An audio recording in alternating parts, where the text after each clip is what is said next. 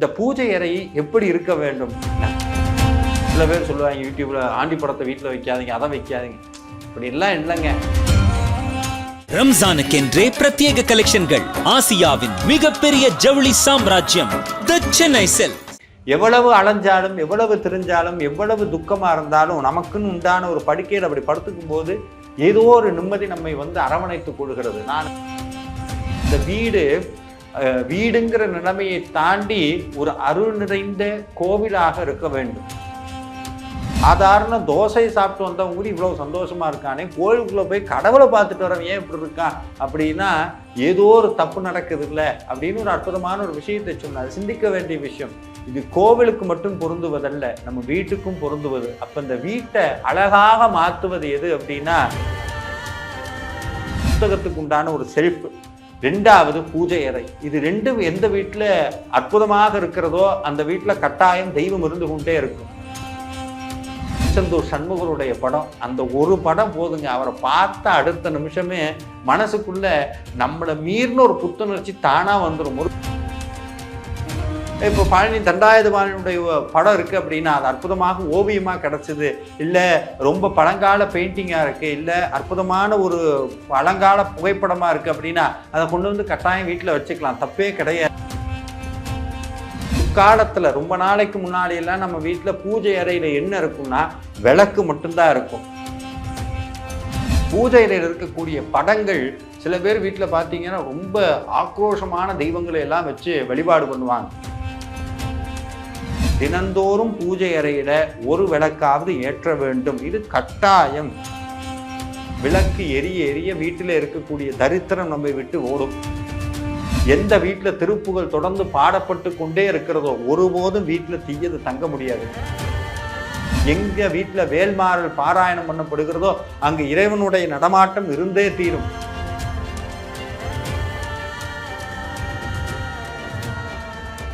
அது இது அப்படி இப்படின்னு எப்படி பார்த்தாலும் இதுதான் ஹிட்டான ஆஃபர். இப்போது புதிய அறிமுகம் ஆச்சி ஹோட்டல் சாம்பார் 50 கிராம் ரூபாய் 20 மட்டுமே. ஆன்மீக கிளிட்ஸ் நேயர்கள் அனைவருக்கும் என்னுடைய அன்பான வணக்கங்கள். இந்த உலகத்தில் ஒரு அற்புதமான ஒரு உண்மை என்னன்னா, ஒவ்வொரு உயிரும் அது தன்னை உணரக்கூடிய இடம், தான் சௌகரியமாக இருக்கக்கூடிய இடம் அப்படின்னு ஒவ்வொன்றும் ஒன்று வச்சுக்குது. அதை விலங்குன்னு எடுத்துக்கிட்டோம்னா அதை கூண்டுன்னு சொல்கிறோம், கூடுன்னு சொல்கிறோம். மனிதர்கள்னு எடுத்துட்டோம்னா வீடுன்னு சொல்கிறோம். எங்கே சுற்றினாலும் அந்த வீட்டுக்கு வந்தால் ஏதோ ஒரு நம்ம அறியாத ஒரு நிம்மதி நம்மக்கிட்ட வந்துடுது. அது ஏன்னு கேட்டோம்னா அதுக்கு சரியான தர்க்க ரீதியான விளக்கங்கள் எல்லாம் கொடுக்க முடியாது. நம்ம நிறையா வீடுகளுக்கு மாறிக்கிட்டே இருக்கோம், வாடகை வீட்டில் இருக்கவங்க நிறையா வீட்டுக்கு மாறுறாங்க. ஆனால் மாறி கொஞ்ச நாள்லேயே அந்த வீடு தனக்கு உண்டானது அப்படிங்கிற ஒரு உணர்வு வரும்போது அங்கே ஒரு அற்புதமான ஒரு நம்ம மறந்த ஒரு விஷயம் வருது. எவ்வளவு அலைஞ்சாலும், எவ்வளவு திரிஞ்சாலும், எவ்வளவு துக்கமாக இருந்தாலும் நமக்குன்னு உண்டான ஒரு படுக்கையில் அப்படி படுத்துக்கும் போது ஏதோ ஒரு நிம்மதி நம்மை அரவணைத்து கொள்கிறது. நான் இருக்கிறேன், என்னுடைய அரவணைப்பு இருக்கிறது அப்படின்னு ஒரு ஆழ்ந்த தூக்கத்துக்கு போயிடும். அப்போ இந்த வீடு அப்படிங்கிறது எவ்வளவு முக்கியம். அது வாடகை வீடோ, சொந்த வீடோ, கோபுரமோ, குடிசையோ ஏதோ ஒன்று இருக்கும்போது அந்த நம்ம வாழக்கூடிய இடம் வீடுங்கிறத தாண்டி கோவிலாக இருக்கணும். இன்னைக்கு நிம்மதியை தேடி மனிதர்கள் எங்கெங்கோ போய்கிட்டு இருக்கிறாங்க. சமீபத்தில் காடுன்னு ஜெயமோகன் ஐயாவுடைய நாவல் ஒன்றை வாசித்து விட்டு அதனுடைய தொடர்ச்சியாக காட்டுக்குள்ளே தங்கக்கூடிய ஒரு அற்புதமான வாய்ப்பு எனக்கு கிடைத்தது. அந்த காட்டுக்குள்ளே தங்கியிருக்கும் போது தான் எனக்கு ஒரு உண்மை புரிஞ்சுது. எவ்வளவு பெரிய நகரத்தை நாம் உருவாக்கி இருக்கிறோம். எந்த ஒரு குறையும் இல்லாத, எந்த ஒரு வசதிக்கு எந்த ஒரு விதமான அசௌகரியமும் இல்லாத ஒரு அற்புதமான ஒரு நகரத்தை உருவாக்கி இருக்கிறோம். நினைச்சோம்னா காரில் போகிறோம், ஏறுறோம், பறக்கிறோம், எல்லாம் பண்ணுறோம். ஆனால் மனசு எங்கே போகுதுன்னா திருப்பி காட்டுக்கு தான் போகுது. ஏன்னா இங்கே தான் அங்கே தான் இருந்தோம், அந்த காட்டிலேயே தான் அங்கே இருக்கிறோம், அந்த காட்டுக்குள்ளேயே தான் இருந்தோம், திருப்பி இங்கே வந்தோம். காட்டிலிருந்து நாகரீகம் அடைந்த மனிதனாக வீட்டுகளை எல்லாம் கட்டிவிட்ட பிறகு மீண்டும் மனம் எங்கே போகுதுன்னா காட்டுக்கு தான் போகுது. காட்டுக்கு போனால் சந்தோஷமாக இருக்குங்கிற ஒரு உணர்வு வருது. அப்போது இந்த வீடு, வாழக்கூடிய வீடுங்கிறது மனிதனுடைய வாழ்க்கையில் ஒரு பெரும்பான்மையான ஒரு தாக்கத்தை செலுத்துகிறது. அப்போ இந்த வீடுங்கிற நிலைமையை தாண்டி ஒரு அருள் நிறைந்த கோவிலாக இருக்க வேண்டும். கோவிலுக்கு போனால் எப்படி சந்தோஷமாக இருக்கிறோமோ அதே மாதிரி நம்ம வீட்டில் இருக்கும்போது சந்தோஷமாக இருக்கணும். சில பேர் பார்த்தீங்கன்னா சமீபத்தில் சத்குருவோடைய உபன்யாசம் கேட்டுக்கிட்டு இருக்கும்போது ஒரு வேடிக்கையாக ஒரு விஷயத்தை சொன்னால் எனக்கு ரொம்ப ஆச்சரியமாக போச்சு. இவ்வளோ பெரிய சிந்திக்க வேண்டிய விஷயம் அப்படின்னு. கோவிலுக்கு போனால் கோவிலுக்கெல்லாம் ஏன் போகிறாங்க அப்படின்னு கேட்டால் கோவிலுக்குள்ளே இருக்கக்கூடிய கடவுள்கிட்ட பேச போகிறாங்க. அப்போ அவர் சத்குரு சொல்கிறார், கடவுள்கிட்டயே பேச போகிறாங்களா, அப்போ பேசிட்டு வந்தால் எப்படி இருப்பாங்க அப்படின்னு ஒரு எக்ஸ்பெக்டேஷனோடு உட்கார்ந்துருந்தேன். ஆனால் வெளியே வந்து ஒவ்வொருத்தரையும் பார்த்தா கடவுள்கிட்ட பேசிட்டு வந்த மாதிரியே தெரியல, வேறு ஏதோ மாதிரிலாம் இருக்கிறாங்க. ஆனால் பக்கத்தில் 10 ரூபாய்க்கு தோசை சாப்பிட்டு வந்தவன் ஹோட்டலை விட்டு வெளியே வரும்போது சந்தோஷமாக வரான். ஒரு சாதாரண தோசை சாப்பிட்டு வந்தவங்க கூட இவ்வளோ சந்தோஷமாக இருக்கானே, கோயிலுக்குள்ளே போய் கடவுளை பார்த்துட்டு வரவன் ஏன் இப்படி இருக்கான் அப்படின்னா ஏதோ ஒரு தப்பு நடக்குது இல்லை அப்படின்னு ஒரு அற்புதமான ஒரு விஷயத்தை சொன்னார். சிந்திக்க வேண்டிய விஷயம். இது கோவிலுக்கு மட்டும் பொருந்துவதல்ல, நம்ம வீட்டுக்கும் பொருந்துவது. அப்போ இந்த வீட்டை அழகாக மாற்றுவது எது அப்படின்னா நம்மளுடைய உணர்வு நிலை. நம்மளுடைய உணர்வு நிலைன்னா என்னன்னா, எப்போதும் மகிழ்ச்சியாக இருக்கக்கூடிய சூழ்நிலையை வீட்டில் நாம் உருவாக்க வேண்டும். அதற்கு முக்கியமான பங்கு வகிப்பது எது அப்படின்னா, என்னை பொறுத்த வரைக்கும் 2. ஒன்று வந்து பெரும்பான்மையான வீட்டில் இருக்காது, ஆனால் ஒன்று கட்டாயமாக இருக்கும். ஒன்று எது அப்படின்னா, அங்கே இருக்கக்கூடிய புத்தகத்துக்கு உண்டான ஒரு அறை இல்லைன்னா புத்தகத்துக்கு உண்டான ஒரு செல்ஃப். 2வது பூஜை அறை. இது 2 எந்த வீட்டில் அற்புதமாக இருக்கிறதோ அந்த வீட்டில் கட்டாயம் தெய்வம் இருந்து கொண்டே இருக்கும். தெய்வம் இருக்கக்கூடிய வீட்டில் ஒருபோதும் கவலையோ துக்கமோ அழுகையோ இல்லை வேறு வகையான எதிர்மறையான சிந்தனைக்கோ வாய்ப்பே வராது. ஏன்னா தெய்வம் வாழக்கூடிய வீடு.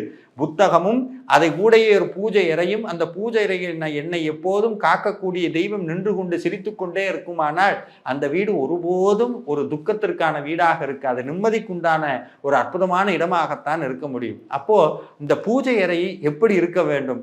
நிறைய பேர் சொல்றாங்க, பூஜை அறையில வெட்டி வேறு வைங்க, பூஜை அறையில பச்சை கற்பூரம் வைங்க, பூஜை அறையில சென்ட் அடிங்க, பூஜை அறையில இந்த சாமி படத்தை மாட்டுங்க, அந்த சாமி படத்தை. என்னை பொறுத்த வரைக்கும் ஒண்ணுதாங்க, எந்த சாமியை மனசோட தொட்டு நிற்கிதோ, எப்போ நான் நினைச்சாலும் என் கண்ணை மூடனா மனசுக்குள்ளே வந்து நிற்கிதோ அந்த தெய்வத்தை தான் நான் பூஜை அறையில் நிறைச்சி வைக்கணும். நிறைச்சி வைக்கிறது என்னென்ன, 10,000 படத்தை மாற்றுறதா இல்லை, ஒரே ஒரு படம்.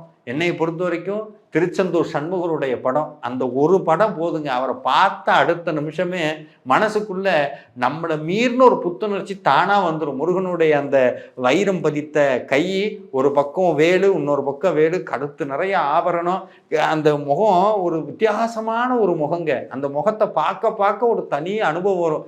யாம் இருக்க பயமே, ஞாம் இருக்க பயமேன்னு அந்த திருச்செந்தூர் சண்முகருடைய படம்ங்கிறது ஒரு தனி அனுபவம். இப்படி எனக்கு இந்த படம், உங்க ஒவ்வொருத்தருக்கும் ஒவ்வொரு தெய்வத்தினுடைய படம் ரொம்ப நெருங்கியதாக இருக்கும். சில பேருக்கு பழனி தண்டாயுதபாணியினுடைய உருவம் அப்படி மனசுல பதிஞ்சிருக்கும்.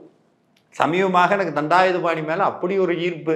இப்போ பழனி தண்டாயுதபாணியுடைய படம் இருக்குது அப்படின்னா அது அற்புதமாக ஓவியமாக கிடச்சிது, இல்லை ரொம்ப பழங்கால பெயிண்டிங்காக இருக்குது, இல்லை அற்புதமான ஒரு பழங்கால புகைப்படமாக இருக்குது அப்படின்னா அதை கொண்டு வந்து கட்டாயம் வீட்டில் வச்சுக்கலாம், தப்பே கிடையாது. அதை பார்க்கும்போது எனக்கு ஒரு சந்தோஷம் வருதா, அற்புதமாக அதை வாங்கி வீட்டில் வைக்கலாம். சில பேர் வந்து சொல்லுவான், ஆண்டி படத்தை வீட்டில் வைக்காதீங்க. சில பேர் சொல்லுவாங்க யூடியூப்பில், ஆண்டி படத்தை வீட்டில் வைக்காதீங்க, அதை வைக்காதீங்க. அப்படிலாம் இல்லைங்க. எந்த அந்த உணர்வு நிலைன்னு ஒன்று இருக்குல்ல, அந்த சாமி படத்தை பார்த்தா மனசுக்குள்ள ஒரு எழுச்சி வருது இல்லை, அப்படி எழுச்சி வரக்கூடிய படம் தான் உங்களுக்கான தெய்வத்தினுடைய படம். ஆனால் முற்காலத்தில் ரொம்ப நாளைக்கு முன்னாடியெல்லாம் நம்ம வீட்டில் பூஜை அறையில் என்ன இருக்குன்னா விளக்கு மட்டும்தான் இருக்கும். ரொம்ப ரொம்ப ஆன்மீகத்தில் ஈடுபாடு கொண்டு தீட்சை வாங்கினவங்க வீட்டில் தான் விக்கிரகமோ சாலிகிராமமோ இல்லை லிங்கமோ வச்சு பூஜை பண்ணக்கூடிய வழக்கம் இருந்தது. மித்த எல்லார் வீட்லேயும் என்ன இருக்குன்னா ஒரு அற்புதமான காமாட்சி விளக்கு தான் இருக்கும். இந்த காமாட்சி விளக்கும் நம்ம இஷ்ட தெய்வத்தினுடைய படம் ஒன்று போதும். இந்த நிறைய படத்தை சில பேர் வீட்டில் பார்த்தீங்கன்னா ஏகப்பட்ட படம் இருக்கும், சொருகி சொருகி சொருகி சொருகி அப்படியே எந்த சாமி எந்த பக்கம் இருக்குன்னு யாருக்கும் தெரியாது, விஸ்வரூபம் எடுத்த மாதிரி இருக்கும். அப்படியெல்லாம் இல்லாமல் ஒரே ஒரு படம், இல்லை முடிஞ்சு போச்சுன்னா ஒரு 5-6 படம் அவங்கவுங்களுடைய வசதிக்கு ஏற்ப இஷ்ட தெய்வம், குலதெய்வம், நம்மளுடைய ரொம்ப நெருக்கமான தெய்வங்களுடைய படங்கள் ஒரு மினிமமான அளவில் இருந்தால் போதும். அது பக்கத்தில் தீபம், காமாட்சி விளக்கு அப்படின்னு சொல்லுவாங்க. இந்த காமாட்சி விளக்கு ஒன்று போதும். காமாட்சி விளக்கு ஒன்றும் திருச்செந்தூர் சண்முகருடைய படம், இது 2 போதும் வீட்டை சொர்க்கமாக மாற்றுறதுக்கு.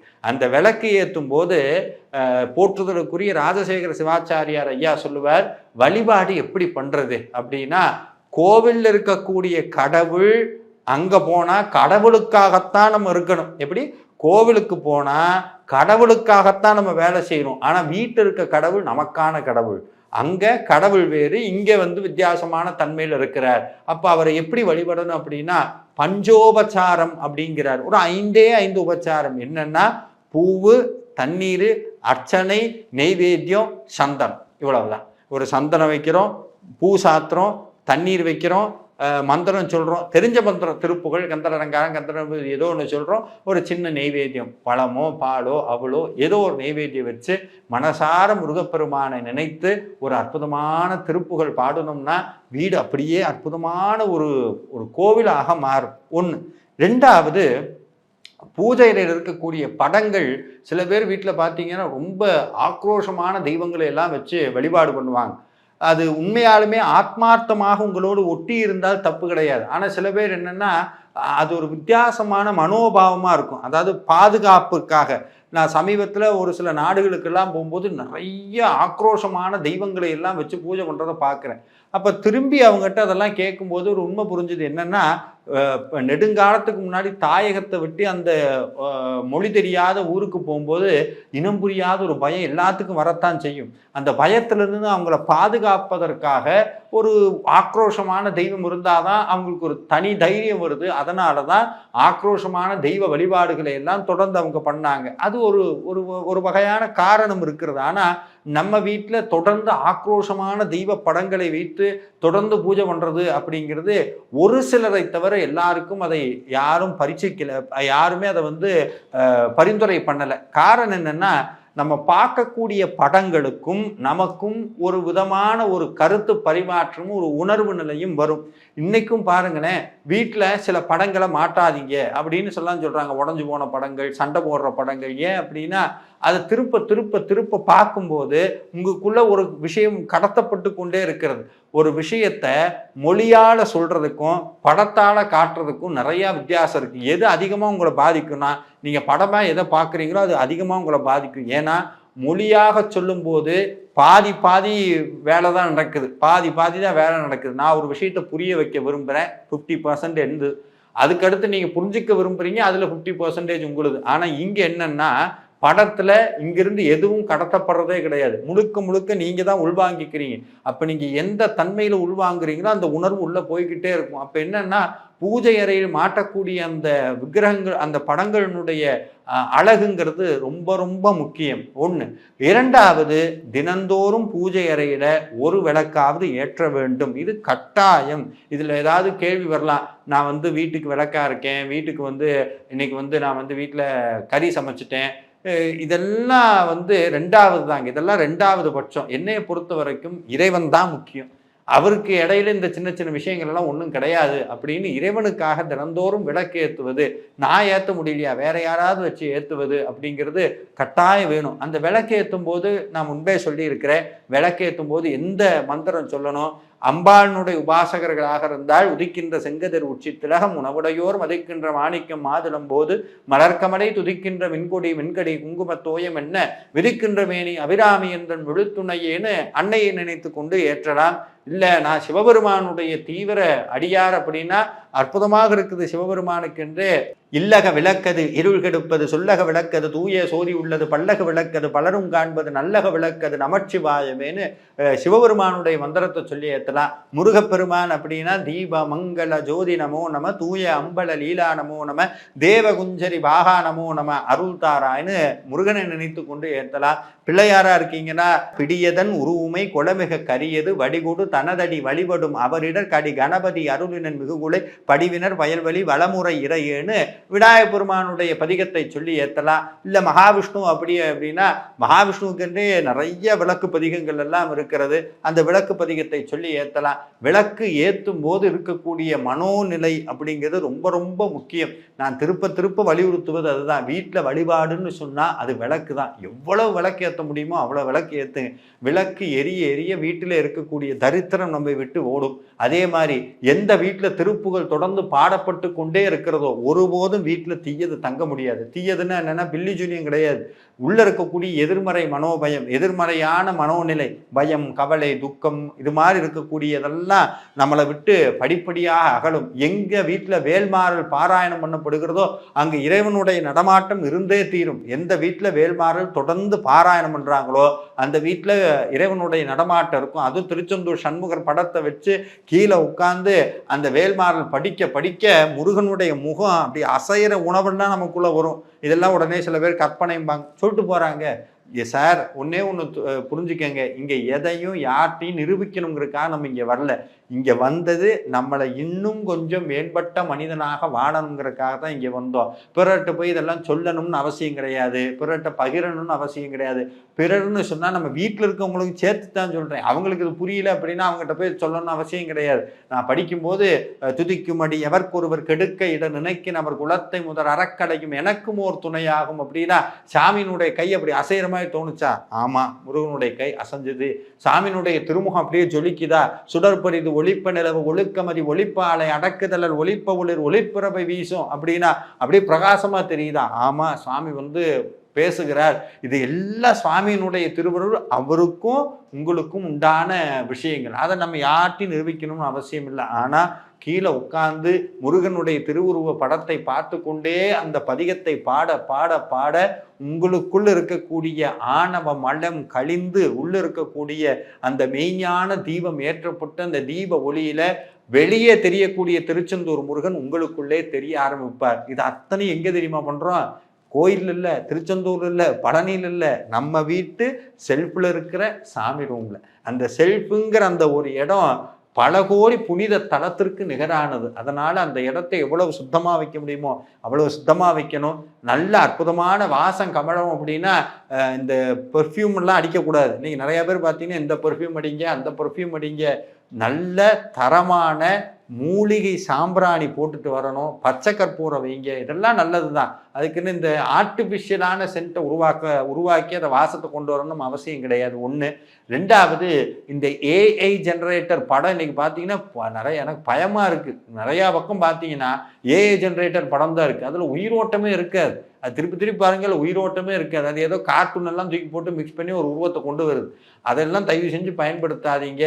நல்ல தரமான ஓவியர்கள் வரைந்த எத்தனையோ உயிரோட்டமுள்ள ஓவியங்கள் வலைதளங்களில் கொட்டி கிடக்கு. அதை எடுத்து அழகா படம் போட்டு நம்ம வீட்டில் மாட்டலாம். இல்லை அப்படின்னா நிறைய இடத்துல திருச்செந்தூர் சண்முகருடைய படம் ரொம்ப அற்புதமாக கிடைக்கிது, அதை வாங்கி மாட்டலாம். பழனி தண்டாயுதபாணியினுடைய படம் இருக்கிறது, அதையெல்லாம் வீட்டில் வாங்கி வைக்கலாம். இந்த பூஜை அறையை பொறுத்த வரைக்கும் 3 விஷயம் ரொம்ப முக்கியம். ஒன்று பக்தி, இன்னொன்று சுத்தம், இன்னொன்று நல்ல தெய்வீக அதிர்வு. இது 3ஐயும் நம்ம வீட்டில் இருக்கிற மாதிரி பார்த்துப்போம். தொடர்ந்து முருகனுடைய திருவருளால் நல்ல விஷயங்களை மென்மேலும் சிந்திப்போம். நன்றி, வணக்கம். முருகாச்சரணம். ரம்ஜானுக்கென்றே பிரத்யேக கலெக்ஷன்கள். ஆசியாவின் மிகப்பெரிய ஜவுளி சாம்ராஜ்யம் தி சென்னை சில்க்ஸ். அது இது அப்படி இப்படின்னு எப்படி பார்த்தாலும் இதுதான் ஹிட்டான ஆஃபர். இப்போது புதிய அறிமுகம் ஆச்சி ஹோட்டல் சாம்பார் 50 கிராம் ரூபாய் 20 மட்டுமே.